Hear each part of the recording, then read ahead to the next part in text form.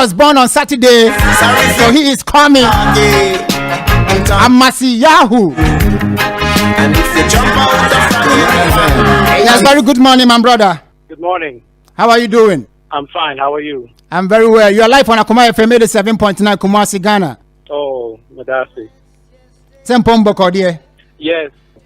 Oh, everything is well. How are you? I'm okay.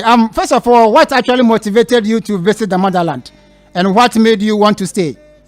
My initial visit to Africa was in 2004, and after coming home to our mother country, a spirit was awakened inside of me that said that all I wanted to do was to participate in Africa's upliftment and restoration.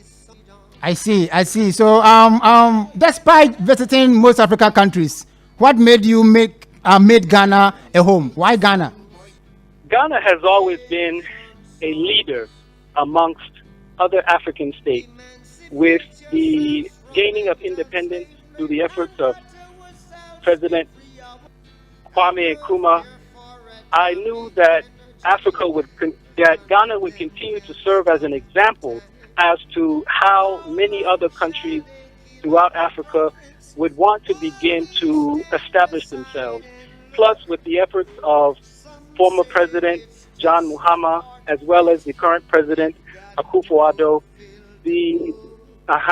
that Ghana has become a very politically friendly country in terms of welcoming diasporans back to Africa. I see. So, what has been the experience so far after visiting Africa and living in Ghana? What has been the experience? It's been a wonderful experience. Our NGO has been established here. We've been able to successfully operate our Seeds of Sovereignty youth program. And most recently, we have established a collective. This is a collective that's comprised of both the African and the diaspora, as well as our indigenous brothers and sisters here in Ghana, called Bamboo Roots Collective. We are a cooperative works organization.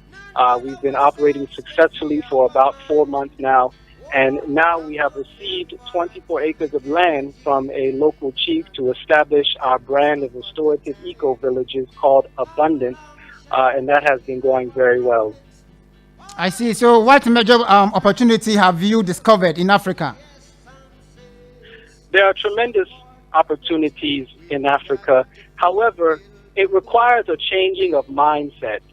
Most of the mindset that we as Africans, both indigenously and in the diaspora, have adopted is a foreign mindset. This is a mindset that was given to us by our former oppressors, those in the North American country, those throughout the Caribbean, as well as Europe, and the colonial oppressors of Africa. We have to begin to purge ourselves of a mindset that was given to us by our former oppressors.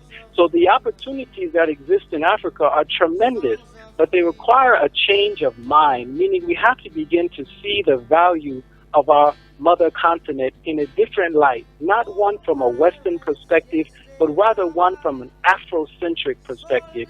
So rather than just saying, I want to get fancy job and go to university and become an engineer and become a lawyer and become a doctor, not to say these aren't good professions, but we have to also see that things like agriculture and producing our own products, our own cocoa, rather than sending things to other foreign countries to process and send back refined goods, we have to see the types of industries that will allow us to become a sovereign continent and sovereign nations once again. I see. So what do you suggest for our African leaders, for the betterment of Africa and also for Ghana? Again, we have to see the value of what we have rather than trading off all of our land, trading off all of our precious natural resources for the currency, whether paper currency or worse yet today, digital currency. Rather than trading off all of our precious resources for the foreign currencies of other nations, we should begin to preserve and hold on to our own resources. Let's produce our own products. Let's hold on to our resources in such a way that we can begin to maintain the controlling interest in doing business, whether that be trade with other nations, and more importantly now, trade within Africa, because since the the African Free Trade Agreement, now we have opportunities to trade with our brothers and sisters in other countries throughout Africa. So I would encourage our leaders, let's discontinue selling off all the precious mineral rights and resources to foreign countries, and let's begin to preserve these things for the future generations of Africa. So what actually do you seek to achieve after your establishment, your NGO? So our NGO works in the areas of sustainable development. We are an advocacy group for sustainable development. So we encourage the use of solar energy as well as wind power, and even sustainable forms of hydroelectric power. With the ability to produce our own power, we will not become dependent on the local utilities. Most Ghanaians in rural villages throughout Africa cannot afford the lights that come from the local utility, but the lights come from the sun every day.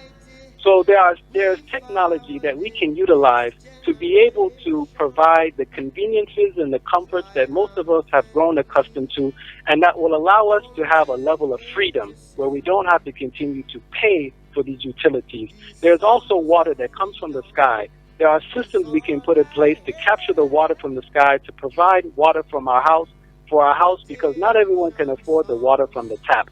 So again, there are things that we can do to begin to practice levels of sovereignty, wherein we can begin to create a sovereign country as well as a sovereign continent. And it's also important to consider organic agriculture. Our NGO is an advocacy for organic agriculture, so we are encouraging to discontinue the use of chemical fertilizers, chemical pesticides, insecticides, herbicides, and genetically modified seeds and crops. We need to get back to the seeds of our grandparents, which were not genetically modified and which were 100% organic.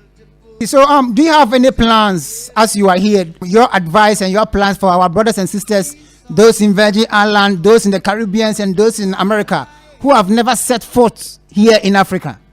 Yes, I would say be of great courage, be of great faith, knowing that if you desire to return back home to your mother country, your mother continent, you will be successful.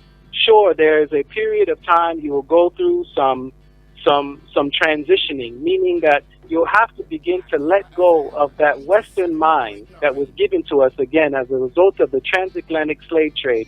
We've been taught to think like our oppressors. So in turn, it creates a fear when saying, let's go back to Africa, because of how the media has portrayed Africa over the centuries. It has created misperception and misinformation and lies concerning the beauty and the wonder of Africa. We have to begin to purge our minds of this foreign mindset and come back to Africa with courage and with faith, knowing you will be successful. And when you come back to Africa, please keep in mind that these are our brothers and sisters.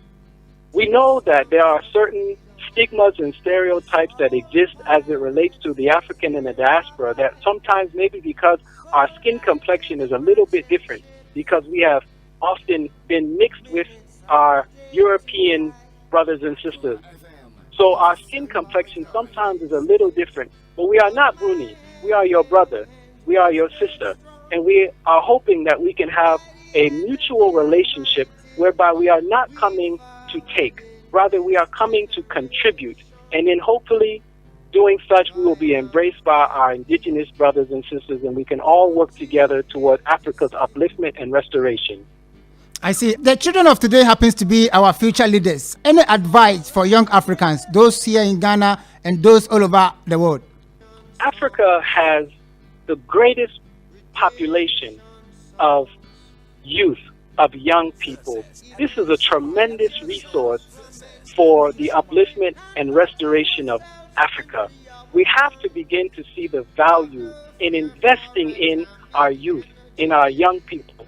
They will become the future leaders of Africa in the countries of Africa. But we have to see that by teaching our youth about the benefits of sustainability, whether that be sustainability through agriculture, whether that be sustainability through utilities and how to access these utilities, or sustainability in economics. We have to begin to empower our youth to see the viability of applying sustainable principles. And by doing so, we can create an Africa that is once again sovereign continent, sovereign nations. So we would encourage for all of our African leaders to begin to encourage the youth to think sustainably. I see, my brother, but before you go, how do you project Ghana in the next 10 years? Oh, Ghana in the next 10 years is very, very promising. Ghana will become one of the shining examples of the application of sustainable development principles. Ghana will become a leading country as to how we can begin to replicate systems. And in turn, with the application of these systems, we can then begin to spread and replicate this idea all throughout Africa. There's a lot of positive work taking place here in Ghana as we speak by many organizations. And now Ghana will assume her rightful place to be an example and to be a light to many of the countries throughout Africa, and we will work together with our other brothers and sisters all throughout Africa, throughout this wonderful continent, to continue to participate in Africa's upliftment and restoration. All right, my brother, Kwame Ahmahtsiyahu. Thank you so much for having such a time with us.